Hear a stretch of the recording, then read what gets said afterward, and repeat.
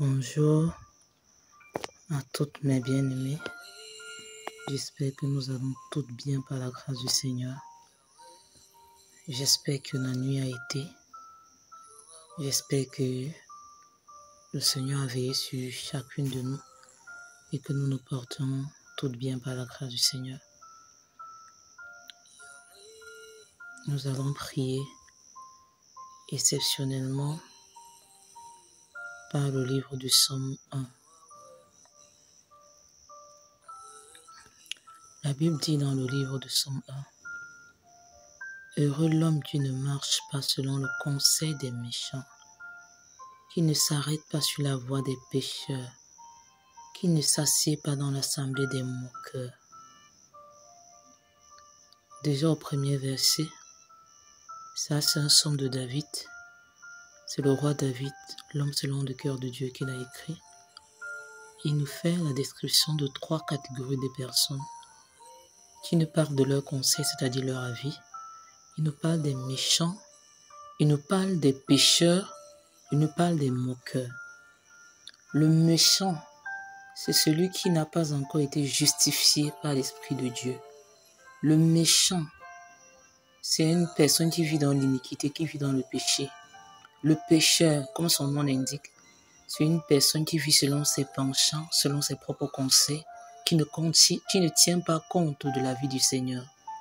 Le moqueur, comme son nom l'indique, ce sont des personnes qui se moquent des autres, qui rient des autres en fait. Et lorsqu'on lit le livre d'Ézéchiel, on se rend compte que lorsque le Seigneur a décidé de juger son peuple, toutes les nations qui se sont moquées de son peuple à cause du fait que le Seigneur le jugeait, le Seigneur s'est détourné contre eux. Et la Bible dit dans le livre de Proverbes que lorsque le Seigneur châtie même ton ennemi, ne te réjouis pas, de peur qu'il ne se détourne, il détourne sa colère de lui pour la tourner vers toi. Et le Seigneur, David est en train de nous dire que heureux, c'est-à-dire béni, est l'homme qui ne marche pas selon la vie de ces personnes-là, des personnes qui sont des criminels, qui sont des méchants, des personnes qui sont hostiles à Dieu, des personnes qui sont coupables, des personnes qui sont des impies. Il dit heureux, ou disons encore béni est l'homme qui ne marche pas selon les personnes qui sont coupables, qui vivent dans le péché, qui ne s'assied pas en compagnie des moqueurs. Les moqueurs sont ceux qui méprisent les autres.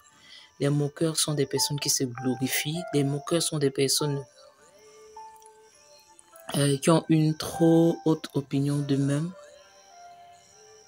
Et David est en train de nous dire en fait que l'homme qui est béni, c'est l'homme qui ne marche pas selon la vie de ces 3 catégories de personnes. Et nous allons prier afin que le Seigneur nous donne de ne pas figurer dans ces 3 listes qu'il a citées, ni des méchants, ni des pécheurs, ni des moqueurs, mais de nous conduire comme cet homme qui a écrit ce psaume, l'homme selon le cœur de Dieu. David veut dire bien-aimé. Un bien-aimé, c'est celui qui a été justifié. Un bien-aimé, c'est celui qui a été gratifié par le Seigneur. Et lorsque Paul écrit les épîtres, vous allez voir qu'il fait beaucoup d'allusion, la mention aux bien-aimés. Il fait part des bien-aimés et des saints. Donc les bien-aimés, ce sont ceux qui ont expérimenté Jésus comme la justification et qui sont devenus les bien-aimés du Seigneur. Donc nous allons prier premièrement que le Seigneur nous garde de la vie des méchants, de la vie des pécheurs, de la vie des moqueurs. Que tant bien même que nous sommes en train de passer par des situations difficiles, par des moments où nous avons l'impression que Dieu est silencieux.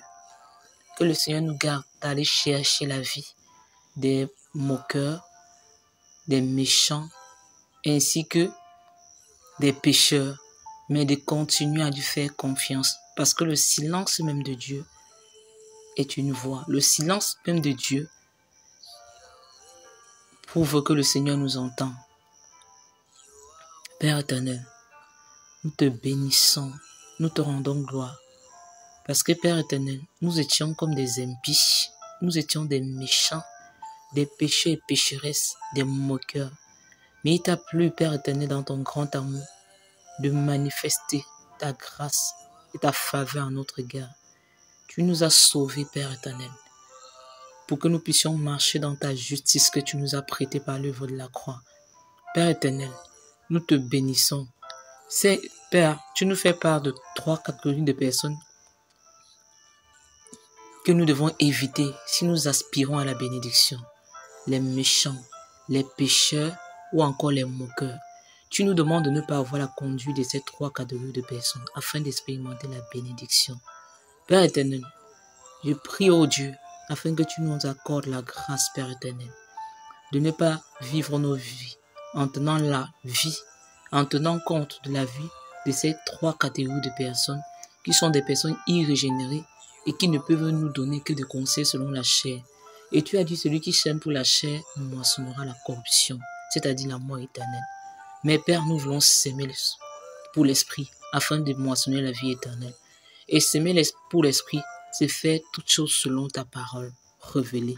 Père éternel, aide-nous. Tant bien même que tu seras silencieux et que nous serons comme Seigneur Papa au milieu de la mer. Donne-nous, Seigneur, d'avoir les regards fixés sur toi, Père, au nom de Jésus.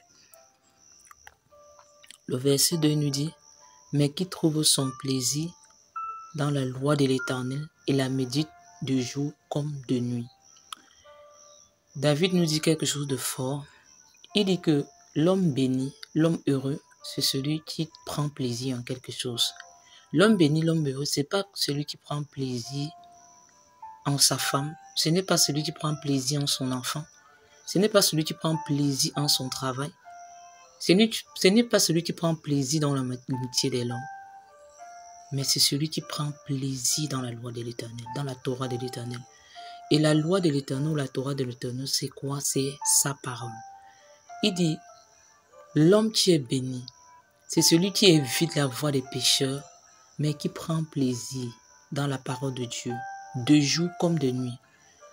Donc, David est en train de nous faire comprendre en fait que la méditation de la parole de Dieu, nous devons la méditer le matin comme le soir. Elle doit être l'objet de nos pensées.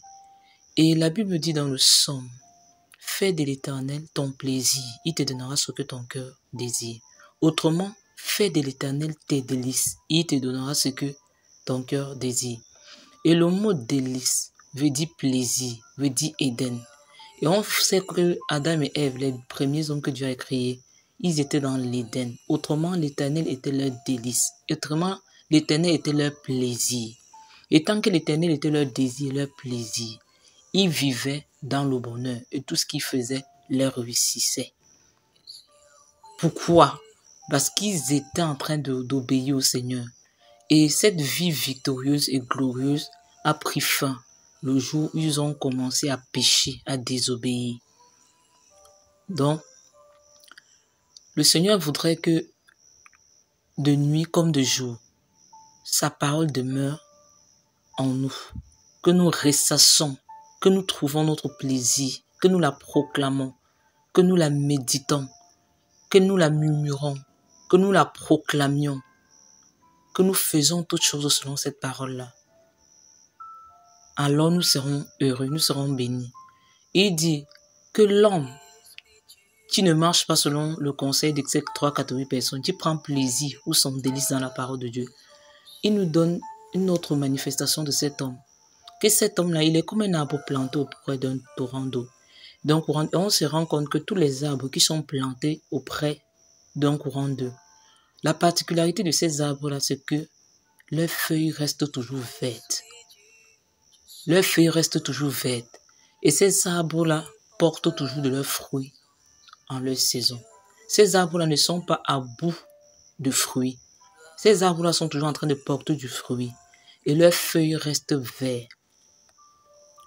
Autrement, le Seigneur est en train de nous faire comprendre, tant que nous allons être plantés dans sa parole, tant que nous allons être plantés dans sa parole, dans l'eau de sa parole, alors nous allons continuer à porter du fruit. Nous allons porter du fruit en toutes sortes de saisons. Et nous n'allons pas manquer de feuilles. Les feuilles, c'est quoi? Les feuilles qui restent vertes, c'est quoi? C'est la manifestation des dons spirituels que le Seigneur a déposés dans nos vies. Souvenons-nous en fait que La Bible nous dit que le Seigneur ne se repent pas de ses dons.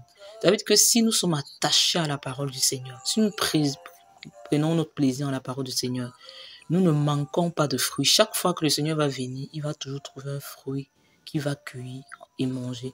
Et si nous ne serons pas à bout des dons spirituels pour pouvoir aider les personnes autour de nous, et nous allons prier pour demander au Seigneur qu'il nous accorde la grâce premièrement de trouver notre plaisir dans sa parole. Qu'on ne médite pas comme un fardeau. Le Seigneur dit son fardeau est doux et son joug est léger. Que nous puissions trouver notre délice dans sa parole. Dans sa parole. Et que le Seigneur nous donne de la méditer de jour comme de nuit. Le Seigneur veut que nous soyons en contact de sa parole de jour comme de nuit. Et méditer aussi, ce n'est pas forcément ouvrir la parole. Il y a des moments, lorsque nous sommes en train de méditer, le Seigneur lui-même, il nous rappelle des passages que nous avons eu à lire. Parce que la parole nous parle dans l'histoire, en fait, des personnes dont les Bibles ont été brûlées. Mais ces personnes ont continué à craindre Dieu. Pourquoi? Parce que la parole était gravée sur leur cœur. Ils s'attachaient de jour en jour à la parole esprit qui était en eux. Donc nous allons prier pour demander au Seigneur que le Seigneur nous fasse grâce afin que nous puissions trouver notre délice, notre plaisir en sa parole, de jour comme de nuit. Père éternel, je te bénis Père, je te dis merci. Père éternel, tu nous dis que l'homme béni, c'est celui qui trouve son bonheur dans ta parole, de nuit comme de jour. C'est celui qui trouve son délice dans ta parole, de nuit comme de jour. C'est celui qui trouve son plaisir dans ta parole, de nuit comme de jour. Et tu nous rappelles comment la force qu'il tire de cette parole-là lui donne de pouvoir porter du fruit en toute saison, de pouvoir manifester ta puissance en toute saison. Les feuilles restent vertes. C'est-à-dire les dons spirituels sont toujours en train de se manifester. Et les fruits de l'esprit ne manquent jamais. Parce que chaque fois que nous nous approchons de la parole, nous sommes renouvelés au niveau de notre âme. Nous sommes transformés au niveau de notre âme. Père éternel, fais-nous grâce de trouver plaisir en ta parole, Père. Que notre délice, notre plaisir, nous le trouvons en ta parole. Tu as dit, l'homme sage, c'est l'homme qui au moment de bâtir, creuse profondément, pose sa fondation sur le roc. Lorsque les vents, les tempêtes vont souffler contre cette maison, elle tiendra debout. Pourquoi? Elle a été fondée sur le roc et tu es ce roc. Nous voulons fonder nos vies sur toi. Et tu y dis également dans Jérémie 17, versets 7 à 8, que heureux est l'homme dont Yahweh, heureux est l'homme, béni est l'homme qui se confie à toi et dont tu es son espérance. Tu dis que cet homme qu'il envoie, il est comme un arbre planté tout près d'un torrent d'eau, qui envoie ses racines profondément dans le sol. Tu dis, Père éternel, il ne connaît pas l'année de sécheresse. Il est toujours près d'apporter du fruit. Père, nous voulons, Seigneur, parce que nous sommes plantés, Seigneur, Papa, auprès des torrents d'eau, parce que nous sommes plantés, Père, dans ta parole. Nous voulons porter du fruit en toutes sortes de saisons. Et nous ne voulons pas manquer de feuilles. Ces feuilles de l'arbre de vie qui aident à la guérison des nations. Nous voulons les manifester tout le temps. Ces feuilles de l'arbre de vie qui sont des sources de consolation dans les vies. Ces feuilles qui sont des manifestations des dons que tu as mis en nous, Père éternel. Oh Seigneur, donne-nous de demeurer dans ta parole, Seigneur Papa, afin que ces feuilles de l'arbre de vie, cette puissance, Seigneur Papa, qui est rattachée à nous, que tu nous as donné, Père, puisse toujours sortir de nous pour pouvoir apporter la consolation, la guérison, où il y a la maladie, au nom de Jésus. Et le Seigneur précise quelque chose de capital. Il dit tout ce qu'il fait lui réussit. Et souvenons-nous que le Seigneur a dit quelque chose à Josué lorsqu'il devait prendre la conduite du peuple d'Israël après son contemporain Moïse. Le Seigneur a dit dans Josué 1:8 que ce livre de la loi ne s'éloigne point de ta bouche. Médite-le nuit et jour afin que tu réussisses dans tout ce que tu entreprendras. Le Seigneur lui dit encore dans Josué 1:8, le Seigneur lui dit jour et nuit. Donc le Seigneur voudrait que de jour comme de nuit, nous puissions puiser notre plaisir dans sa parole. Et il nous rappelle encore dans le psaume 1 que de jour comme de nuit, nous devons trouver plaisir en sa parole. Et comme dans Josué 1:8, le Seigneur dit que tout ce qu'il fait, C'est ainsi que tu réussiras dans tout ce que tu prends. Et le Seigneur nous dit tout. Dans le tout là, il y a notre vie spirituelle. Nous allons exceller et grandir, porter davantage de fruits. Nos limites sur le plan spirituel vont continuer à s'éteindre. Dans le tout là, on a notre vie sociale en fait. La sagesse et l'intelligence qui émanent des Écritures, qui émanent de la parole de Dieu, vont nous donner des scellés et des prospérités dans notre vie. Et David même qui a écrit ce psaume, David n'était pas un homme pauvre. David avait une profonde intimité avec le Seigneur. Mais David également sur le plan social était un homme debout. C'est un homme qui ne manquait de rien. D'ailleurs, il va dire dans l'un de ses psaumes qu'il a grandi, il a vieilli. Il n'a jamais vu un juste être abandonné, ni même sa postérité mendiant de son peuple. David a expérimenté Dieu comme la provision. Et c'est pour ça qu'on l'appelle l'homme selon le cœur de Dieu. L'homme selon le cœur de Dieu, il n'a pas mené une vie de disette. David il était riche pour Dieu. Il était riche par rapport à sa vie sociale en fait. Et cela sort d'où? Cela sort de la connaissance, de la révélation qu'il avait du Seigneur. D'ailleurs, David va dire que la parole du Seigneur le rend plus intelligent, plus que plusieurs de ceux de sa génération. Autrement, la connaissance que David avait lui donnait une longueur d'onde d'avance par rapport à plusieurs de ceux de sa génération. Et la Bible dit que tout ce qu'il fait lui réussit. Ça veut dire que si nous avons des échecs dans nos vies, ces échecs sont dus au manque de connaissance. Parce que le Seigneur est en train de nous faire comprendre que celui qui trouve son délice, son plaisir dans sa parole, a tout. Et la Bible nous dit, Jésus, de riche qu'il était, il s'est appauvri pour nous enrichir. Jésus s'est dépouillé afin que nous, enfants de Dieu, nous soyons riches. Et la Bible dit dans le livre de Colossiens que nous avons pleinement tout en lui. Dans le tout là, ce n'est pas que des choses spirituelles. Dans le tout là, il y a des choses sociales. Il y a même la prospérité financière. D'ailleurs, Jean, un vieillard, il peut dire, je souhaite à tous égards que tu prospères comme prospère l'état de ton âme. Ça veut dire que si nous prospérons sur le plan spirituel, il est hors de question que nous ne prospérons pas sur le plan sociétal ou sur le plan de nous. Il dit que je souhaite que tu prospères à tous égards comme prospère l'état de ton âme. Ça veut dire que si notre âme a été régénérée, transformée par la parole, les autres disciplines, les autres aspects de notre vie doivent suivre. Bien-aimé, j'aimerais qu'on puisse prier maintenant pour rappeler cela au Seigneur. Seigneur, tu as dit dans ta parole, Père, que si nous trouvons notre plaisir, notre délice en ta parole, alors tout ce que nous ferons réussira. Mais Père, nous avons l'impression que ce n'est pas toujours le cas. Parce que lorsque nous regardons nos vies spirituelles, lorsque nous regardons nos vies sociales, nous réalisons que nous avons beaucoup de blocages et beaucoup de manquements. Et tu dis dans le livre de Osée 4:6 que ton peuple périt parce qu'il lui manque de la connaissance.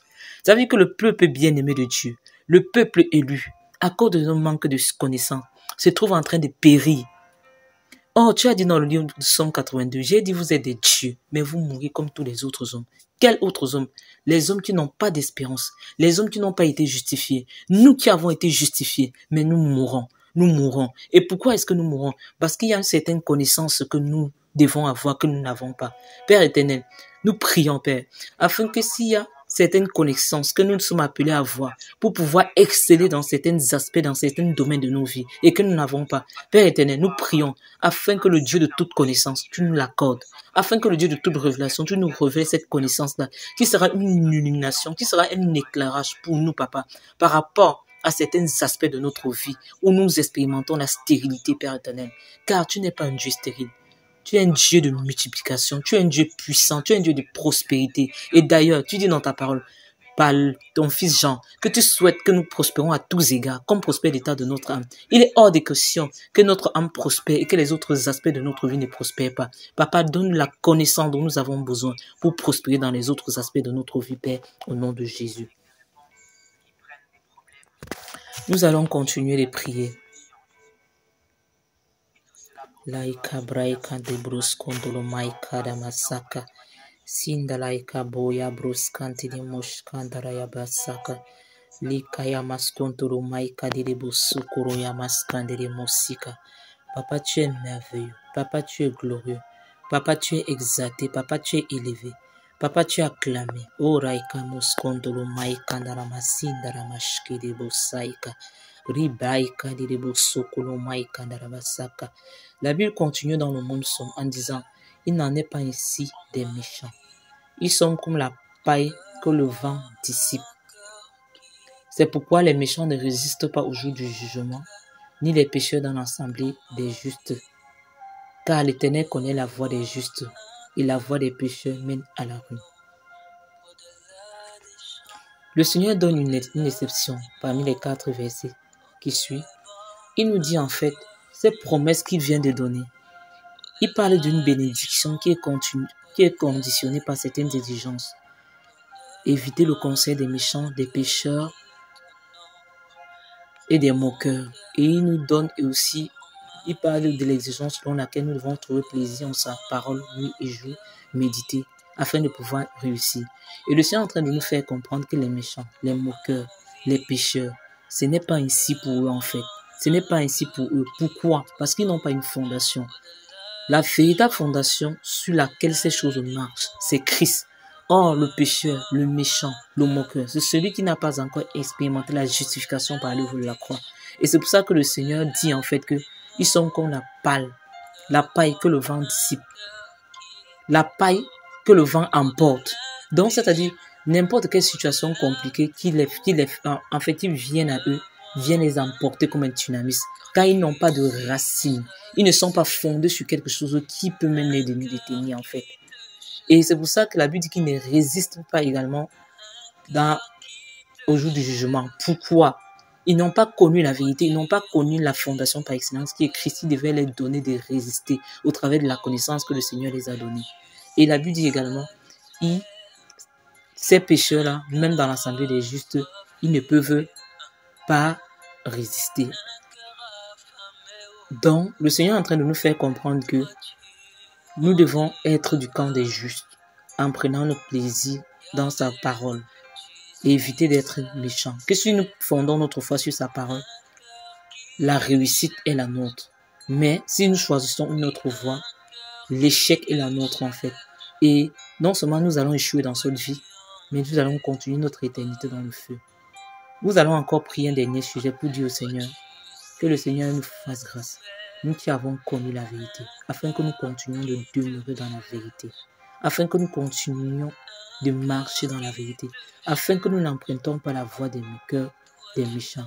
La Bible nous parle dans la parole de l'histoire du vieux prophète et du jeune prophète. Il y a un vieux prophète qui s'était détourné des voies du Seigneur. Mais quand il va voir un prophète qui est en train de s'élever dans les hauteurs avec Dieu, il va lui donner des conseils.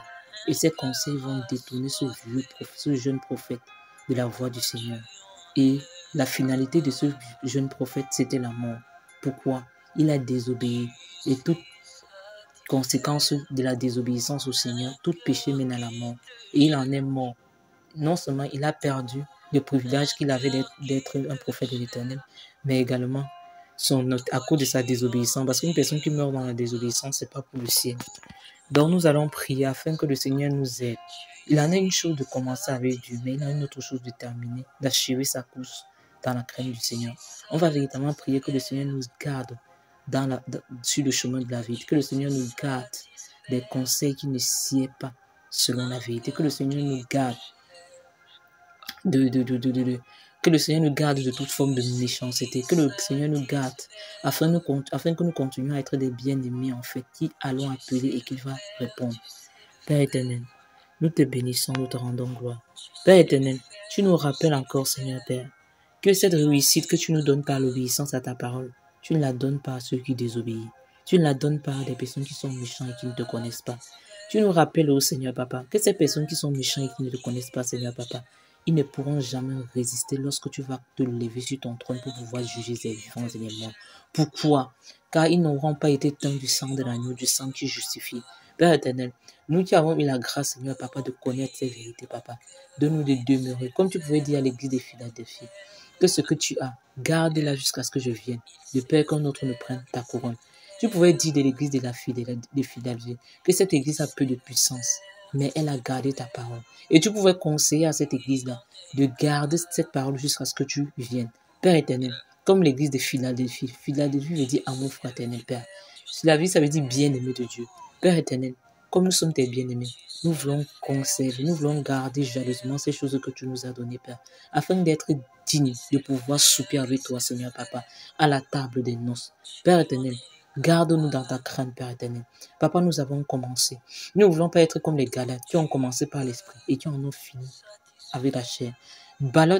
Les Galates, Paul pouvait dire, qui vous a ensorcelé, qui vous a appris ces choses. Comment est-ce que vous qui avez commencé par l'esprit, vous voulez finir par la chair, Père éternel?